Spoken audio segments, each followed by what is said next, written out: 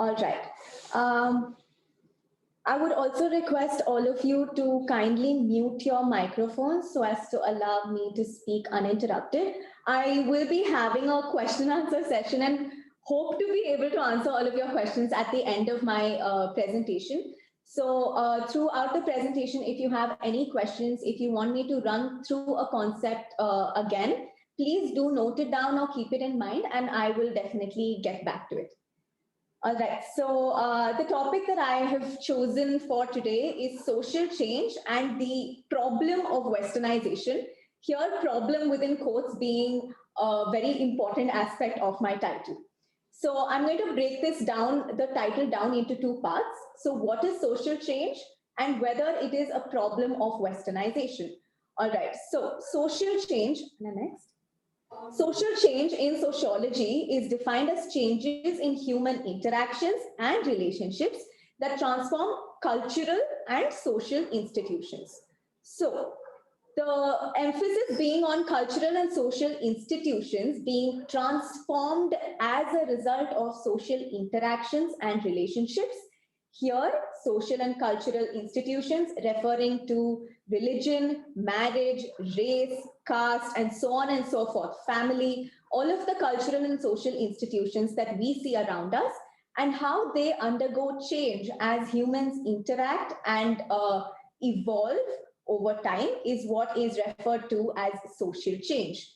So, with internet in everybody's hands and a freedom to view all sorts of content, we seem to believe that the Western ideas have made its way into the Indian culture and that this is taking us further away from what we believe to be core Indian values or Indian culture. So, is this true? And is this social change that is currently happening in India to be seen as a threat in itself and as a threat from the Western world? All right. To understand that, we need to look at the what is the Western culture. So the Western culture in itself is a product of years of evolution, revolt, rebellion, and the Western culture that we see today stands in the forefront of a lot of social change and social movements. So let me give you an example. Feminism as a movement started in the West to oppose the major patriarchal social systems that were considered to be oppressive. So, this was again a challenge of what used to be considered culture in the West to establish what is now considered culture in the West.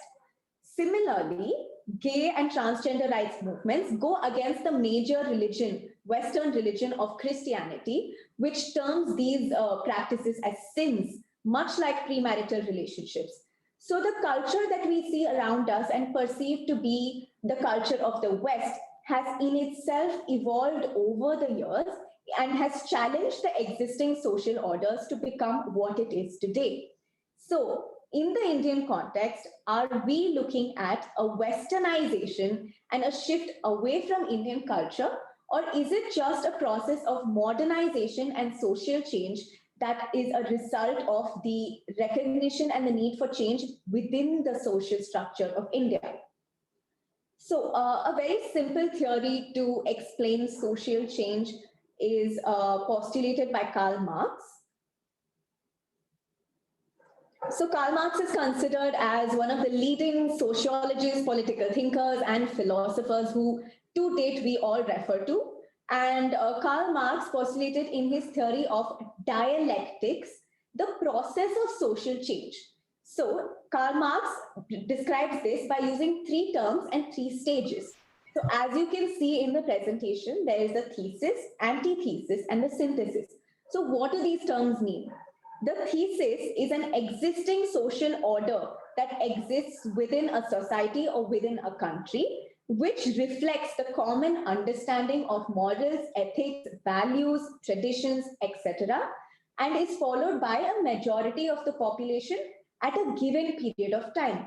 So, the thesis of one generation would therefore be the majority practice or the customs and traditions that have been widely accepted by that generation forms the thesis. But because of human evolution and the changes in society that take place with respect to increase in technology, interconnectedness, exposure, increased interaction, social changes, and purely human biological evolution, there over time rises an antithesis which opposes or wants to change aspects of the thesis to better reflect or suit the ideas and the knowledge of the present generation.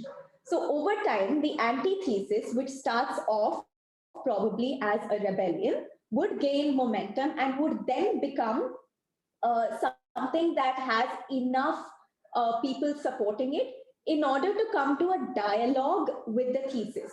So this dialogue between the thesis, which is the existing social order, and the antithesis, which is the social order that is preferred or wanted by the future generations, is what these two would come into dialogue to then bring about a social change and a new social order or structure, which Karl Marx calls as the synthesis. So the thesis, antithesis come into dialogue to form the synthesis. But the process of social change is constantly happening around us in various aspects, in various cultural institutions, in various social institutions at different points of time to reflect the changing social context around us. So this synthesis over time will then act as a thesis, which will again bring about an antithesis and social change. And this process is a continuous one that reflects the evolution of humanity.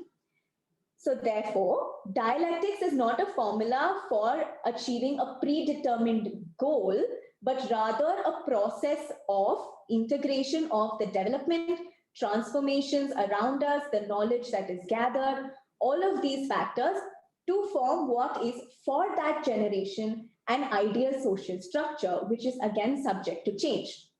All right. So the culture and way of life of one generation may therefore be challenged by the youth based on their common understanding of right and wrong, what are the aspects of culture, and what their priorities are in life. So is this antithesis that forms in a society then to be looked at as a threat or a natural process of social change necessary to reflect the changing world around us? Also, is the antithesis of today's India influenced highly by Western ideologies, or is it simply a result of the changing society and the social context around us?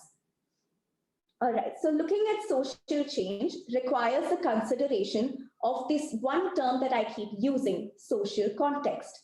So a society and its culture are influenced by multiple factors like history, traditions, education, knowledge, freedom to act on that knowledge, changes in the modes and methods of social interaction, economic and political structures, and also simply the changes in the wants and the desires of the people. So to put it into perspective, I will be talking about two ways in which our social context has changed exponentially over the last 1 decade. Next.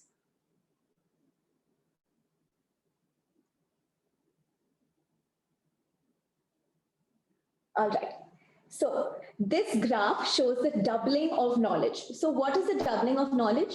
There has been an exponential growth in the amount of knowledge, exposure, and awareness of human beings over the last few decades owing to various factors. The doubling of knowledge reflects on the creation, availability, and accessibility of knowledge over the years. So to put it into context with respect to the graph, in the 1900s, knowledge creation and accessibility was said to be doubling every 100 years. But by 1945, owing to the various other factors like technology, globalization, increased social interaction, the rate of doubling of knowledge came down to 25 years. That is to say that in all of human history, the amount of knowledge that was created would in 1945 be doubled in 25 years. This rate of doubling kept on increasing till in 2020, the IBM predicts that the knowledge doubling would be every 11 to 12 hours. That is to say that it is an unprecedented growth in the creation and the accessibility of knowledge that we have, and therefore an unprecedented change in the pace at which our outlook towards life changes. One second. All right. So when knowledge is created and available across the world, is it then a social change that is brought about by the West? Not necessarily. This available knowledge can be acted upon by some societies sooner than other societies, owing to multiple factors like their level of development, their economic and political structures, their accessibility to the knowledge, their level of education to understand the information that is available to them. So while one society may stand at the forefront of social change and other societies follow suit, it is not necessarily one society's influence on the other, but all societies acting on globally available knowledge in order to bring about social change. Next.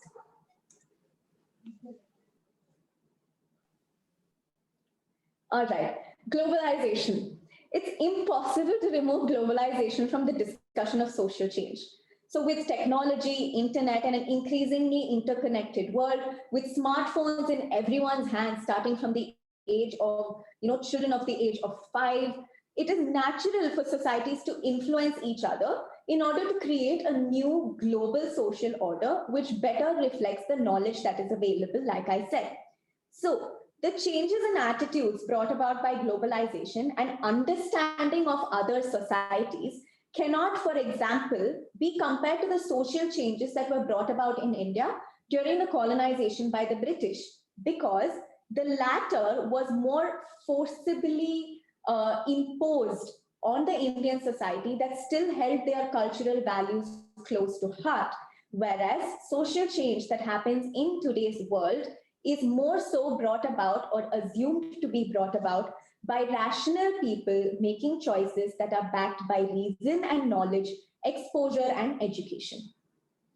So there can therefore be no exact sense of right and wrong, as the very understanding of morality and what it encompasses keeps changing as generations go across. So it is impossible for the moral standards of one generation to govern the behaviors of the next generation, especially in the current scenario, considering the huge changes that are taking place in the social contexts. Culture in itself is a reflection of the practices, values, and norms accepted by a majority of the society. And when these norms no longer reflect the society and its outlook, the culture needs to undergo a change, not necessarily because of any other influence, but because of an increased amount of knowledge and the changing social context around us. Next.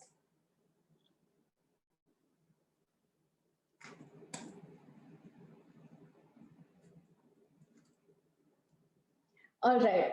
So one of the first examples that I will be looking at in terms of social change and the morality that is attached to it, the values that is attached to it, is caste.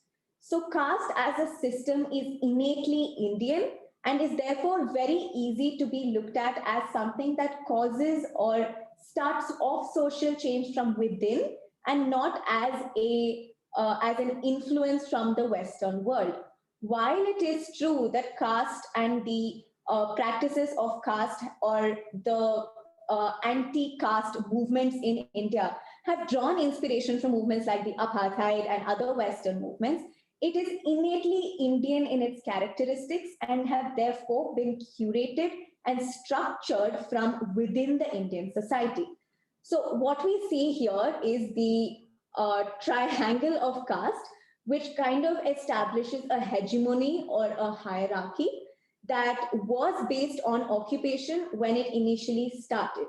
So there are the Brahmins, the Kshatriyas, Vaishyas, and Shudras, as all of us are very aware of. And these are attached with a sense of purity. While coming down in the triangle of caste, there used to be a sense of purity attached to the Brahmins, which became less and less when it came down the triangle. Then, outside this whole realm of caste, there were the untouchables who used to be considered less than humans. So, where did the anti caste movement start? It started with a recognition that untouchables have a basic right to life and equality, and has therefore, now next, and therefore the Indian Constitution abolished untouchability and said that its practice in any form is forbidden. The enforcement of any disability arising of untouchability shall be an offense punishable in accordance to law. All right, so the Indian Constitution took steps towards abolishing caste, and this was a social change that took place from within the caste system by the untouchables, by the people who had a little more exposure on what is right and wrong according to their generation's understanding of morality. But in today's generation, that sense of morality, that sense of right and wrong, and the need to eliminate caste as a whole has become an increasingly important movement. So today we continue to practice caste beliefs in our social interactions, in our marriage, in our friendships, in a lot of areas, and especially in rural India. So when we push boundaries with respect to caste being for example, caste being a major criteria in marriage, are we pushing the line too far? Or is it just that the previous generation is uncomfortable with pushing that line purely because there have been values and morals that have been ingrained in them from the time they were born? These values and morals subconsciously influence our thoughts and our decisions and our sense of morality to decide where it is okay to draw the line. So in the image on the right, you can see that 10% of total marriages in the country take place between different castes. So that is still an alarmingly small number, considering that we as a group or as a society keep saying that, oh, we do not practice caste anymore. So this social change that pushes boundaries has somewhere been drawn, there has been a line drawn based on the previous generation's understanding of where the line needs to be drawn. So when people from the younger generation come up and say caste is not a criteria, is it to be looked at as pushing the boundaries too far, or purely bringing about social change based on our understanding that it is a discriminatory, outdated practice?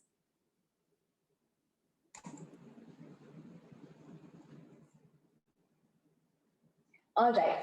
The next example that I would be giving again is religion. So religion is considered to be a binding institution in the Indian society, one that forms the basis for culture, lifestyle, marriage, and interaction. The younger generation of today, however, to a large extent, have moved away from religion as is practiced today. So as you can see in the graph, the importance attached to religion by individuals has been studied with a sample survey of 5,000 people. So the Gen X, which is considered to be age 39 and above, you can see on the graph that more than 60% of people above the age of 40 attach importance to religion in their lives. Whereas as you come down the age group to Gen Z, you can see between the age of 18 and 22 that the percentage of people or the percentage of respondents in the survey who attached importance to religion came down to almost a 50%. So why is this? Who is to blame for this fall in the people who attach importance to religion? Is it our smartphones? Is it the TV shows we watch? Is it a Western influence? I think not, because a large part of the Western world continue to attach a lot of importance to religion and practice it in their daily lives. So where does the problem arise? The ritual-oriented way of practicing religion, coupled with the need to perform elaborate functions or chant in a language that most of today's youth don't understand, is what is taking away from the essence of religion.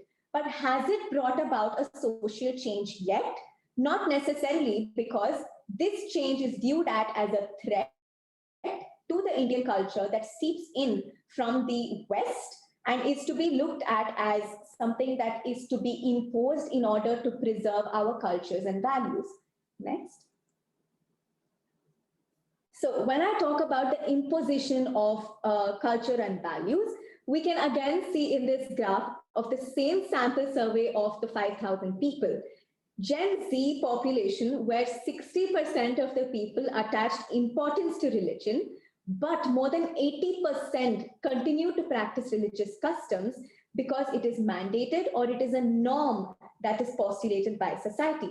The same way, when it comes down the age group to Gen Z, which is 18 to 22, while there were about 50% of people who attached importance to religion, there are more than 60% who continue to practice religious customs because it is considered to be something that binds the society.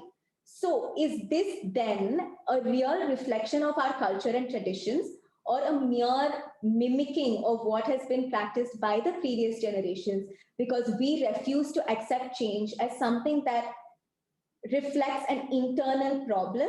Are we blaming it on a Western influence or a change that is exerting undue influence on us? Or do we need to better reflect on the internal problems that are causing these changes? There is also another reason why the younger generation of today is moving away from religion. Next.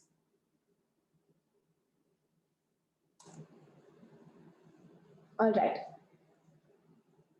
So a large portion of the youth of today in India are aware that religion is a cause for the major conflicts of the world and has been throughout history.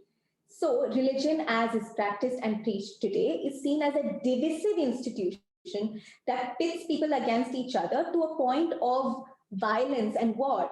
So as is seen in the graph, 30% of the global conflicts today arise out of religious beliefs and religious extremism. So all of this then boils down to an understanding of world affairs and a lack of understanding of outdated practices, and has little or nothing to do with westernization or an undue influence from the outside.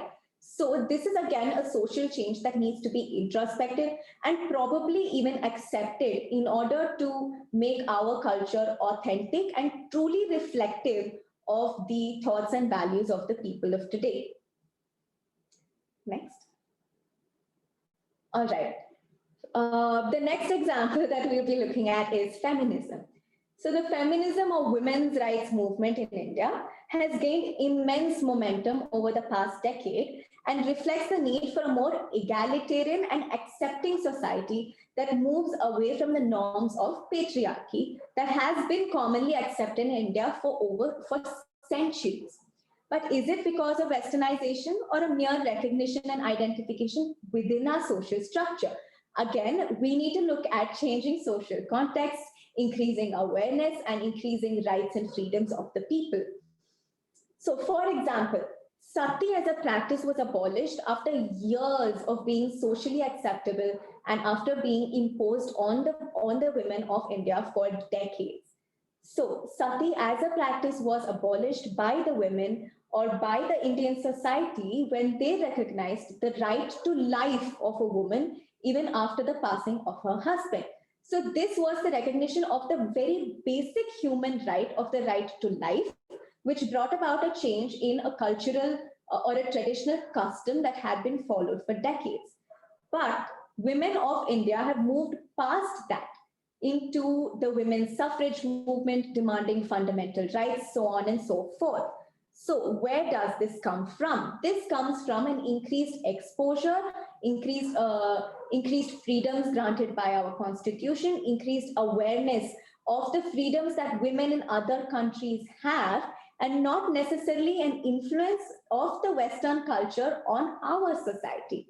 So the women of today are pushing further and further because they are equipped with more information, with more knowledge, with more freedoms, and are simply unwilling to accept the norms and the rules that are laid down by a patriarchal structure, which is naturally oppressive towards the women. Next. All right. So one of the major changes in the social context with respect to the women's movement or the feminist movement in India is the education of women. So the female literacy rate from as late as 1980 to 2018 has almost doubled.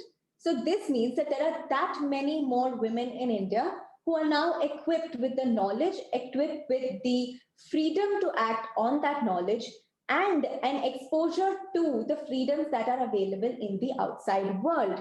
So, are the women of today pushing the boundaries too far? Like we have seen, there has been an unprecedented growth in every social context that we see around us. Technology, awareness, education, all of this have been growing at a rate that has never been seen before. And therefore, when women seek to abolish patriarchy as an entire social structure, instead of abolishing parts of the patriarchy, they are not pushing the boundary too far, but are simply wanting to make change based on the available knowledge that they are equipped with. So, for example, women who refuse to stay in unhappy marriages are doing so because of an awareness of what a respectful marriage should be and what their rights are, and not because of a West induced idea that marriages are not as sacred as they are in India, or that divorces are something that is to be considered common, but purely because of a recognition of their individual rights. Another example, women who wish for their partners to shift based on where they are located or where they are settled are not emboldened by Western ideologies or being arrogant or being dominating as is considered, but are simply asking for the same thing that men have asked women to do for centuries.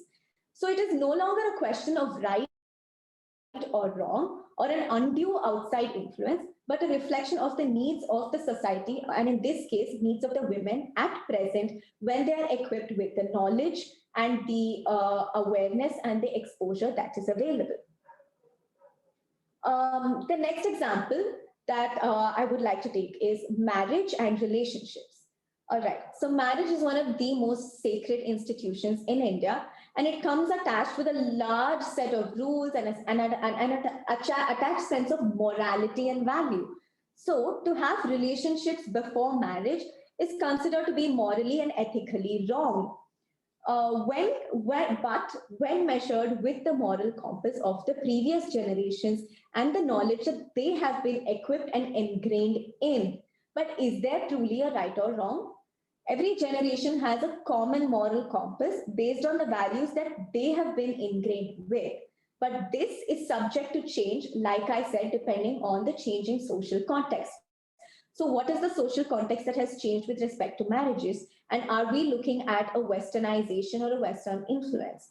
So, in the graph, we can see that the average age of marriage over the years in India. So, it started off in 1901 as the average age of marriage for both men and women being 13. And in 2011, the average age of marriage went up to 20.8. Now the average age of, the legal age of marriage for women has been shifted to 18, and for men 21. Therefore, there is a change in the social context that we are placed in. But it was very common practice, like we see in the early 1900s, for children to be married off as soon as they hit puberty. Therefore, when their bodies started going through change, when they started to have feelings of attraction, when they started to have chemical reactions in their body, it was most often channeled towards one person and channeled within an accepted cultural or social institution of marriage. It was also very commonly accepted, or rather very commonly expected of the young bride to have children as soon as she enters into this marriage, as soon as she has attained puberty or is of age to produce children. So, therefore, the biological needs have remained the same. The age of puberty in children have in fact gone down, where children are now attaining puberty at as early as 8 and 9. But the age of marriage has been pushed. So in this changing social context, is it wrong or right for children to act on their biological or emotional needs and requirements, wants and desires?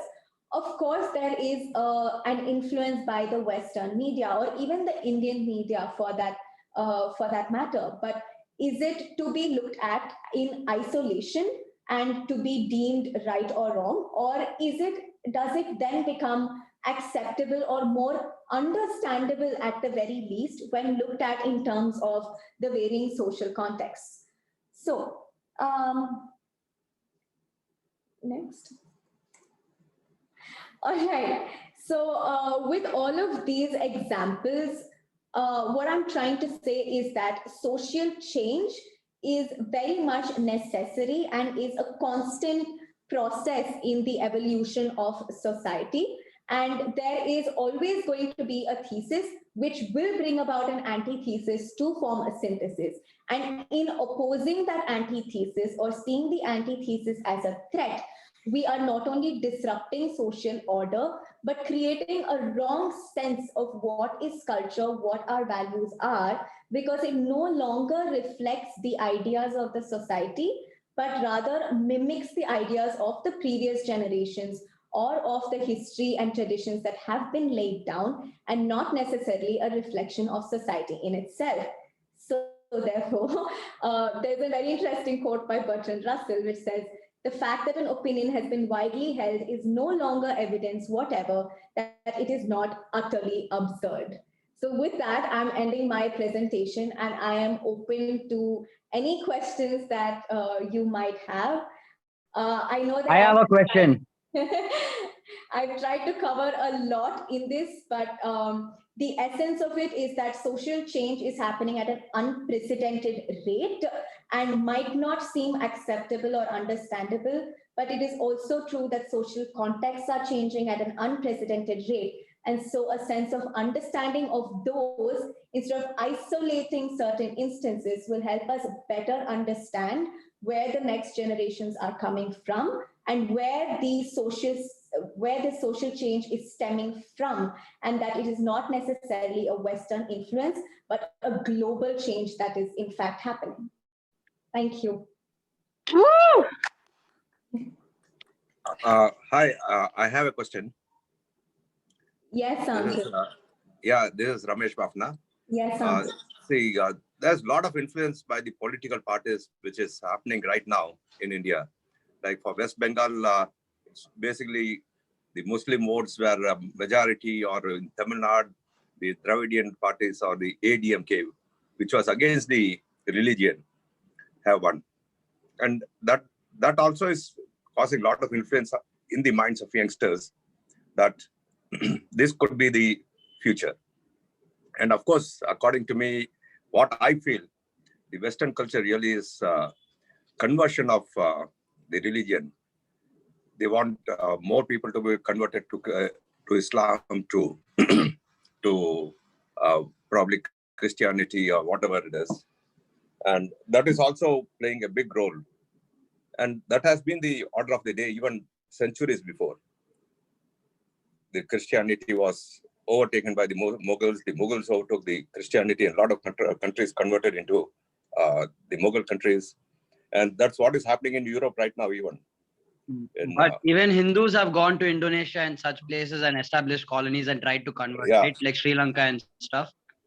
Indonesia was a Hindu country, but now converted into a total 100% Muslim country. But that also happened by the same tactic, right? Invasion and conversion. Invasion, conversion, or money or whatever power they have. Yeah. They use all possible powers that they have.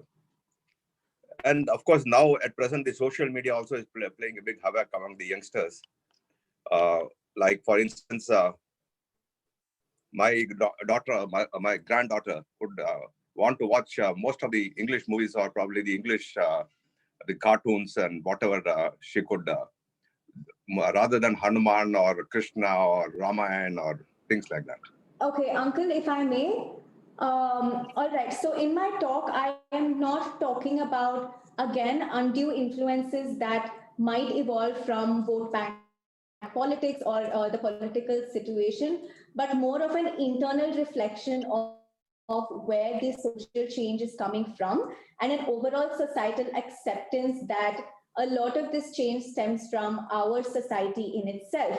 Then again, when you are talking about conversion and about the Western influence, since there have been other religions that have existed in India for centuries, they are then integrated into the Indian culture. And while there is a lot of conversion in terms of religious, in terms of religious conversion and all of that, those are not topics that I am addressing right now, because they are not voluntary changes. There are always undue influences that are exerted by others in terms of politics, in terms of economic control, in terms of the society. But a lot of change, like the examples that I gave, are changes that are stemming from an increased knowledge.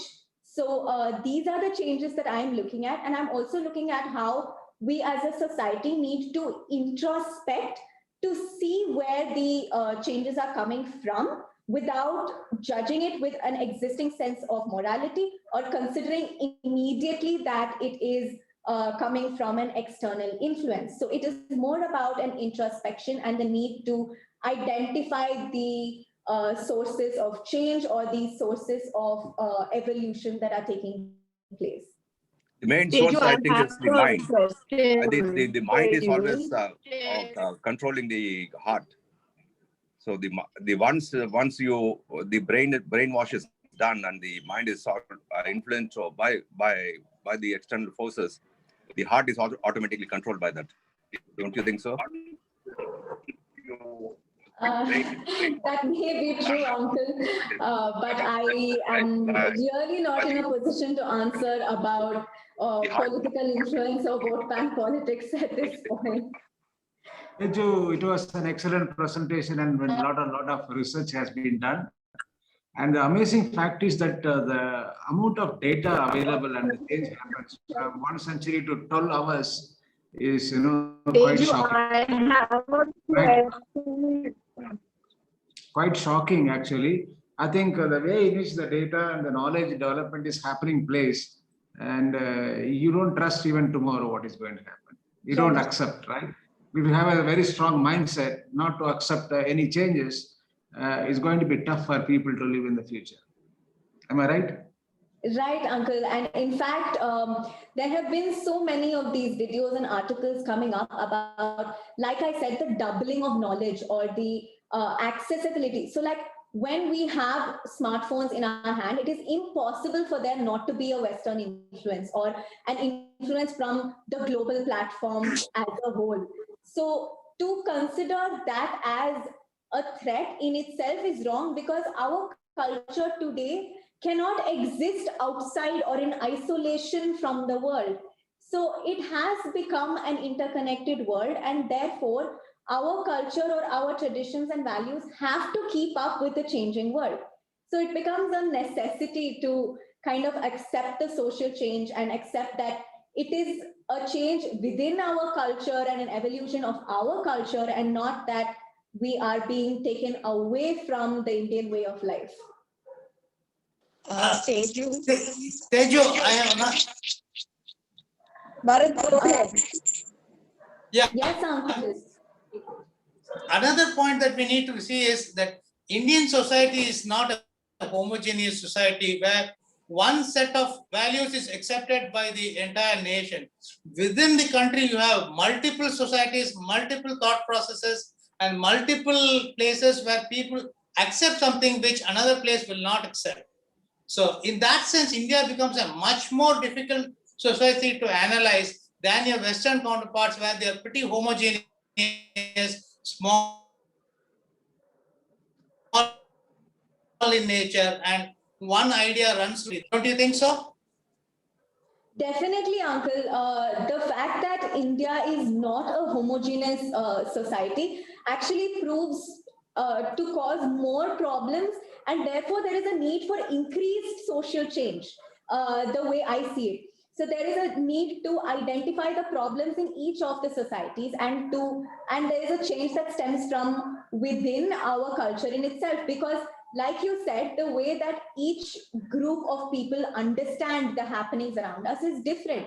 And so to attach a common sense of what is right or wrong, or to attach a common sense of morality, becomes extremely difficult, because different parts of India are evolving at different paces. Different groups are more accepting or less accepting, and therefore it just needs to be accepted as a part of our evolution as a species. Hi, Teju. First of all, I should tell an excellent talk. Very, very, very impressive. Thank you, Auntie. So one question I had was, see, you were mentioning the doubling of knowledge happens like every 11 to 12 hours now. So where the problem comes is because of the generation gap, I feel. The older generation finds it very difficult to cope up with that speed, and they may blame it on Western culture or the natural process of how it happened. So how do you think the older generation should handle this, the speed, and how to cope up with that? All right, Auntie, so one of the things that I would say is that, yes, while there is a doubling of knowledge and the younger generation are more equipped to access that knowledge purely because we are on the internet more, we use our smartphones more, and all of that, I feel like there has to be an open conversation that is instigated by the younger generation. And there also has to be an openness or a willingness to listen by the older generation without immediately disregarding something based on what has been their understanding over the last few decades. So when the older generation look at any social change or any thing that is happening around us with a more open mind, or a more or a willingness to understand where it stems from without immediately saying right or wrong, I feel like there is a space for improvement. But then again, like I said, there are certain values and traits that have been ingrained in us from birth. So it then becomes more difficult for people of the previous generation to accept change, rather than when it comes to the people of the younger generation, because for us, that awareness or the need for change has been recognized at a younger age, and we are not used to a certain way of life, or it has not been imposed or ingrained in us, and therefore change is easier. So it really comes from an effort that is made, a conscious effort that is made to be a little more understanding, accepting, and to start conversations and to try and understand the source of where this change is coming from. Teju, I have a question. If you're done. Yes. Most of the younger generation, okay, they are definitely influenced by the Western thoughts and want change for change's sake. It's not as if everything about the culture in an indigenous society is wrong. So how do we go about this, addressing this issue? Can you give me an example of where change is happening for change's sake? Say a marriage, for example. The fact is that the level of tolerance among girls or boys in today's age is much less. And for everything, they have an answer saying that, oh, I don't have to put up with it. So even the smallest issues become marriage breakers. And it is easy for them to say, I don't have to put up with anything, instead of trying to understand another person and keeping an institution alive. All right. Firstly, Amma, I don't believe in the need to keep an institution alive for the sake of keeping it alive. And also, there is a continued, in the example that you are giving me right now, there is a continued stigma that is attached with people who are separated or who are divorced. And it is definitely not easy, at least in today's India, for women or men to be divorced and to live a normal life without there being a sense of judgment or stigma attached. So it is not a choice that people are making willingly, or it is not that the marriage as an institution is being looked down upon. But like I said, there is an increased understanding of what a respectful marriage should be like.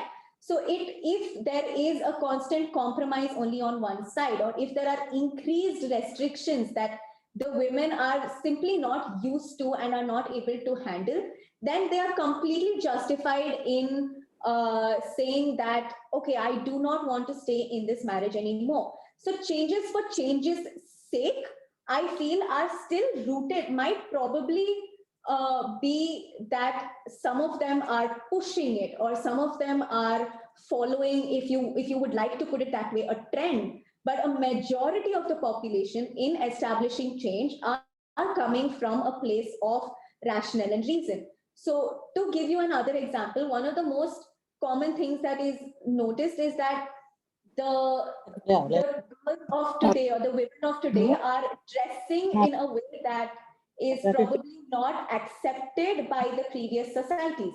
And this is probably considered change for change's sake and an imitation of the Western way of dressing. But the way a lot of women and girls look at it today, it is simply an expression of self and an acceptance of one's own body, and also a freedom that is attached to it in order to express what they want with their clothes, because men have been doing it for centuries. So are these again changes for change's sake, or a reflection of the change that has to be brought out, but using inspirations from the West? Maybe we use Western clothing as a medium to express that change, but the change in itself is brought about by a strong reason and backing. Teju, this is Ramchandran. Yes, uncle. Have we westernized, or we are still Indians? I truly believe we are still Indians, because we still hold on to very, very large part of our culture and tradition, or Are you at least sure? the parts that we can relate to. Are you sure? Yes, uncle, I'm reasonably sure. Okay. Thank Yeah. you. One question to the learned speaker. I'm Krishna Kumar here. Hi, uncle. Yeah, you are talking of knowledge doubling every 12 hours or 2 months or 3 months. I would like to possibly correct, saying it's information which is doubling once in 12 hours or 14 hours, but not necessarily knowledge or wisdom. So let us not confuse the extra overflow of data and information as increased knowledge for the society. I would say that maybe the level of wisdom and depth of knowledge is possibly going down when compared to what people had earlier, because the current generation doesn't have the time, because of the pressure that it faces, to think calmly and deep. So you can reflect and let us know whether it is increase in information alone, or whether it's increase in knowledge, which will make some of the people here more comfortable. That is one. The second observation that I have is, the second observation that I have is, it is said generally that whatever was part of our earlier culture was very restrictive and we were not open. But when you really look into the past, you find that even somebody like Kalidasa would say, Puranamityeva nasadu sarvam.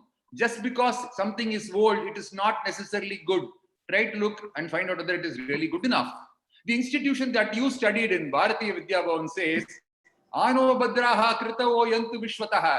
Let noble thoughts come to us from all directions. This has been the basis of our Indian culture and thinking. But somewhere down the line, we did lose the openness to some extent, and we became restrictive, possibly because of a fear that the onslaught was becoming too much. So I feel that what is possibly required is more of an openness to listen to people.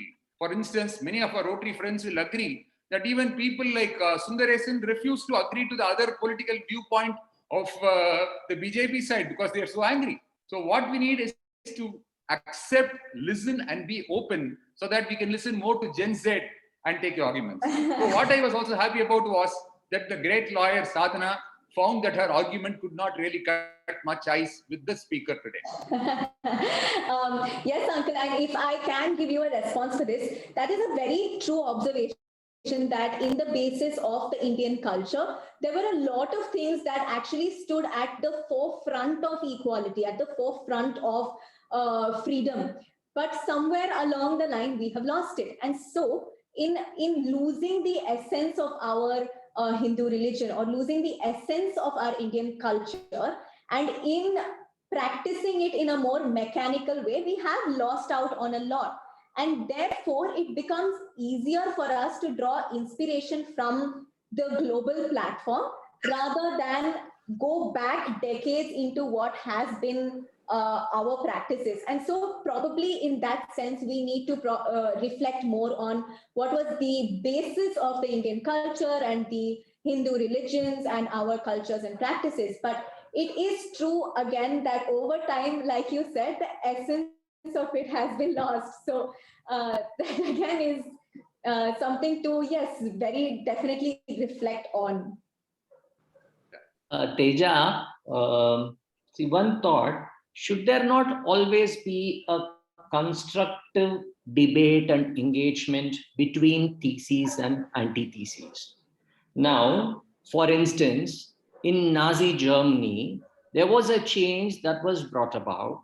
Okay, there was a change that was brought about even in the social outlook, which was not good.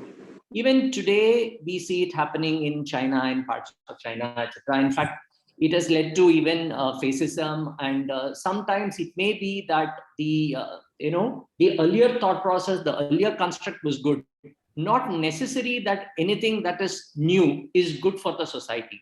So, is there not need for reason, rational debate, etc., between theses and antitheses, so that there is no, it can't be without breaks. It can't be that, yes, antitheses may not necessarily always be the right thing to do. What's your thought on that? See, while, like I said, the thesis and antithesis, even in the theory by itself, always come into a dialogue to form the synthesis, which is kind of a culmination of the two, or a middle ground that is reached. Or once the dialogue between the thesis and antithesis forms or is completed, it may even arise that either the thesis or the antithesis will continue to have more importance, purely based on the rationale and the reason that has been explained. So then again, there has not been the need to induce change in every aspect of Indian culture. There are only a few aspects of Indian culture that are changing, and these are a reflection of an antithesis that is coming up. Then again, if the thesis is able to establish, like Krishna Kumar uncle said, the basis of why it is in practice, or the essence of it, and continues to believe or to practice the essence of what is practiced, instead of making it an oppressive system or making it purely machine-like, then I definitely believe that the antithesis would in dialogue come to somewhat a middle ground, which is the synthesis. It is not that the antithesis overthrows the thesis to come into power, but it is definitely a dialogue between the two to bring about social order, which is commonly accepted or accepted by the majority. Hi, Teju. Okay, Teju. I would like to again have a little more clarity in this aspect, talking about thesis and antithesis and the dialogue which takes us to the synthesis. But in reality, what happens is like the thesis and antithesis stand separate, and the polarity basically is becoming increased. What we are seeing now, there is no real dialogue, conscious dialogue happening. And I think definitely it needs a lot of social skills to establish a good constructive dialogue. So what do you think is the lack of this skill? What is the reason? Is there any special education or any other thing required in the society to have a better dialogue and this one, rather than like polarities exist and it becomes like the process becomes mostly subconscious and leads to a lot of conflicts, violence and many things, wherein if it makes more scientific and more of a sort of constructive dialogue, then the process of change becomes much more smoother. All right, Uncle, so one thing is there can only be a dialogue when there are two parties willing to talk and at the same time, two parties willing to listen, right? So when there is an antithesis that evolves, or when there is a different thought process that starts gaining momentum, the people belonging to the thesis or the majority, people holding the majority value at that point, need to be willing to look at that antithesis in the form of rational and reason, and not by judging it based on an existing moral compass or their existing traditions. So that in itself will facilitate a smoother dialogue or a better understanding of where the antithesis comes from, because only in constant oppression of the thoughts that come up against the thesis is there a revolution, is there a revolt or a rebellion that comes across, and which is why it becomes violent, because there is one party that strongly believes in their values and systems. There is another party that believes that there needs change, but is suppressed because society does not believe that that change is in line with their values, and therefore it becomes more of a conflict rather than a dialogue. So it is more of society's willingness to be open to listen and to interpret what, or to acknowledge that there might be a difference in opinion based on generations, based on information and knowledge available, based on exposure, and that in itself will create a more peaceful negotiation and dialogue to form a new social order. But increasingly, what I'm seeing, social changes are not purely social. It is linked with the economic, and there is a power struggle. So I know, like, this is not a very isolated change, what is happening. But more advanced society means like it is more of a smoother change which is happening. Yes, Uncle, definitely. Which is why I say that when we draw inspiration from the West, it is just that the environment in the West with respect to their political situation, economic situation, may just be more conducive for that change to take place. So India probably has a long way to go for there to be a smooth transition between the different generations and between the different ideologies. But it also starts at a very young age, because when values are hard ingrained in us, it becomes difficult, even if we understand, for us to accept that change, for us to accept that, okay, there is probably no right and wrong. So it actually has a lot to do with education. It has a lot to do with, of course, our political and economic scenario, and whether it is conducive for change. And ultimately, yes, and a willingness to be able to accept that social change is a natural process. And while it is happening at an unprecedented rate, we need to be able to create that conducive environment for there to be a dialogue. Hi, Tejika. I have a question. I'm sorry. Carry on. Speaking purely from an educational point of view, I find, like, because of so much evolution in knowledge, like in a fast rate, I find Indian authors or Indian voices to be very irrelevant when it comes to educational authors. And I think that's why a lot of people move towards listening to Western spokespeople. And do you think this might be a reason why people assume all changes are because of Westernization? And if it's so, do you think having a reliable Indian voice is key in making sure that our true values or our traditions are not lost during change? All right. Again, see, one of the things that, yeah, definitely it is true that a large part of the Indian education system in itself focuses on Western history, Western ideologies, Western poets. Even the stories that we read, the TV shows that we watch as kids are all very, come from the West. And so these are, like our previous generations have been ingrained with values that were innately Indian. we have also been seeing from the time we were very young, values or shows or ideas that came from the West. But it also becomes important for us in the home setting, in the educational setting, to go back to the essence of what our practices mean. So the problem here arises again because we no longer relate to our culture.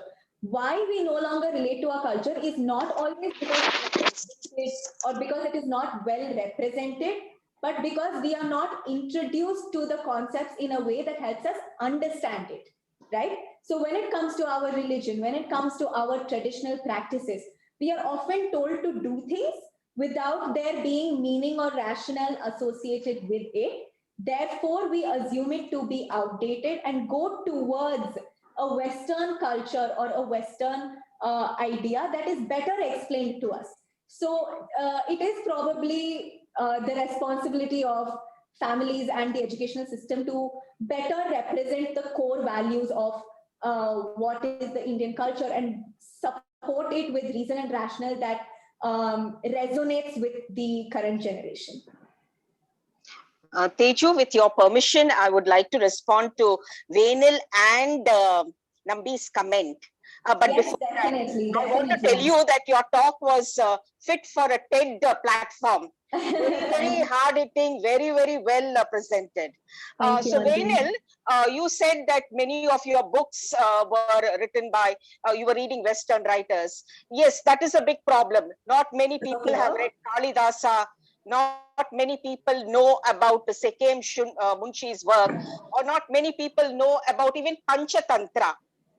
We don't find this in our textbooks. That is a big, major hurdle that we are not able to understand and appreciate our culture and our literature. And Nambi, today there are theists, there are atheists, there are agnostics also. And I think each one can have their own idea. Why should we think that an atheist or an agnostic is a bad person? No, they can be probably better than the religious people. So I'm very comfortable with all three categories of people. Thank you. Auntie, what I was talking about is usually even like Western authors, most of even Shakespeare's work are adapted to suit this generation because so that it becomes more relevant. For example, you talked about Kalidasa's work. We don't have an adaptation that is suitable for us that we can read. So I feel like that if that improves, people will at least have an option to refer to such works. So it'll be easier for us to understand it. Yes, absolutely. That is what I was saying. I mean, it's not your generation has made any mistake. It's just that it's not available to you. I think the point was touched. There was a different angle where Teju also touched on this, that in respect of understanding at least one part of it, of Indian culture, that is the Hindu religion. It's not very easy to understand the Hindu religion at all, because firstly, it's not in the language which is easily understandable.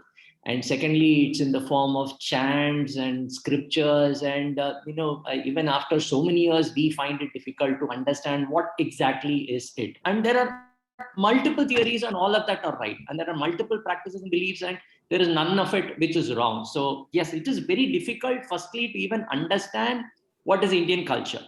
Probably we should accept and acknowledge that it is as diverse as it can be. I think that should be the starting point, probably. Lovely talk, Teju. Thank you, Uncle. To answer what Shankar was saying, I think there is a beginning to all this. People like Devdutt Patnaik, popular fiction writers like Amish have now started popularizing Indian culture and Indian text and all that. And there are a lot of Indian writers. Sudha Murthy, for example, has been writing a lot about the Panchatantra. So I think it is slowly getting there. Like you said, I think it needs to be communicated better for this generation to understand it.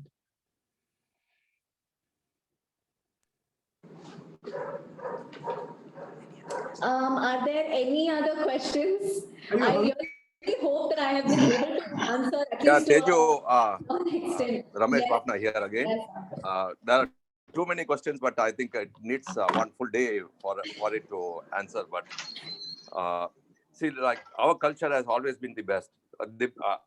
I feel it's the best, but it has been destroyed again and again by right from our own rishis and gurus and diversified into various forms, and they wanted their own importance.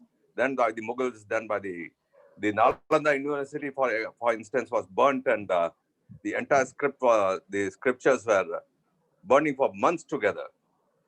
Or I don't know the name of the Englishman who said that the only way you can conquer India is by destroying the cultural value of it, or destroying the education of it. And now, right now, after that, our Pandit Jawaharlal Nehru did that, and right now our politicians doing it. So for their own benefit and for their own gains, ultimately ending up in a confusion where our generation is confused, the next generation will be even more confused. That's what I feel. Then probably, Uncle, there might be a lot of confusion, and like you said, there is and has been a lot of influence on the Indian culture.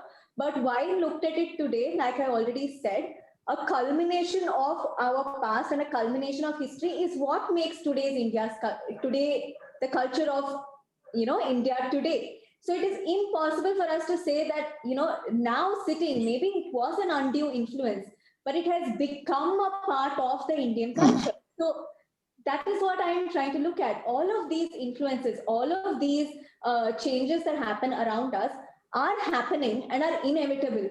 And they will, as a result, become a part of the Indian culture, because culture in itself is something that reflects the society. So if our society is confused and is moving towards something that is not innately Indian, that will be the Indian culture of the next generation, because that is what the majority of the people believe in. No, it's the politicians and the economic, like you rightly said, the political influence and the economical influence is what is more influencing the minds of the people than the actual facts that are there. That's what I feel. But then again, that is the political culture in our state as of now, and it is a social institution that exists, which exerts influence on people. So if it has an influence on the way that people think, unfortunately or fortunately, it does. But it then again becomes a part of our culture. Even economical, I think, is playing a big role on the minds of Uncle, definitely. There are so many factors that play a role. Yeah, true. Tejaswini. Yes, Uncle. Excellent speech. In Thank fact, you so much. it's a challenging topic. You have handled very cheerfully and joyously. I should congratulate you. Thank you. In fact, people like Rajiv Malhotra, Subramania Swamy, Infinity Foundation, all these people, they are all onto it. What is the effect of our Hinduism, Indianism vis-a-vis the Western influence on us, how they actually rail out to the globe our own culture in a twisted manner. So many facts are there. With this complicated topic, you have really done a wonderful job. And in fact, it requires a lot of courage. You have acquitted very admirably. I should congratulate you. Thank you so much, Uncle.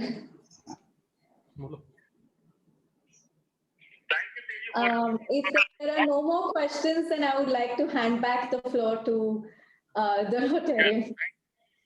Thank you, Teju. Thank you very much. Thank you. Now I request the Rotarian Krishna Kumar to give a vote of thanks, please.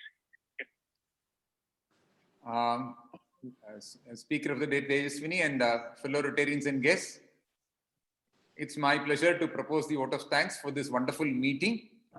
I'm sure today a lot of people are extremely happy. On one hand, we have our president who was extremely happy, who has not been able to conduct a meeting for quite some time, but he was able to find a wonderful speaker at the end of 3 or 4 weeks. So the wait has been really worthwhile, and we had a real intellectual feast today by Tejaswini. The Rotary Club of Coimbatore Central is very happy and proud that we have one more Annette who's extremely wise and who's going to be the voice of Gen Z for quite some time to come. And we are really proud of your contribution.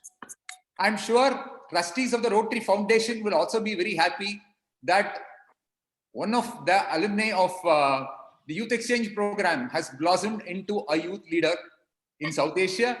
And very soon, the objectives of Rotary will be met through this person, like it is being done by several other exchange scholars across. But coming back, I'm sure we had some very interesting observations by people today. We had people like, we have people like Sundara Manikam saying it was an excellent presentation. We had somebody like Usha Rajaram saying, the very hard-hitting speech. Hope my husband really listened and understood the meaning of the talk. That was Usha Rajaram's observation. We had several observations, and some of which has to be expensed from the records for various reasons. But overall, it was something that all of us enjoyed as a thoroughly intellectual feast. And a special word of thanks to Rotarian Nambi, because he was the only Rotarian who had the faith in intergenerational dialogue, and he brought his ANET along with him for the meeting, while several other members could not do so. So Nambi, you've been a true inspiration, trying to bring in ANETs when it really mattered. So I feel that when such people talk, more of our members should ensure that ANETs have the information about this meeting so that they will come and participate. So overall, the message is that there has to be a greater dialogue between Gen X and Gen Z.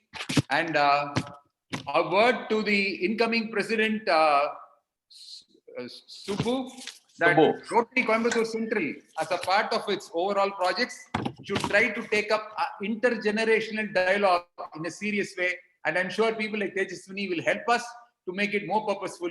We need to have more openness, more patience in listening to people, and ultimately believe that there could be truth on the other side of the table also. So it's been a real eye-opener for us. And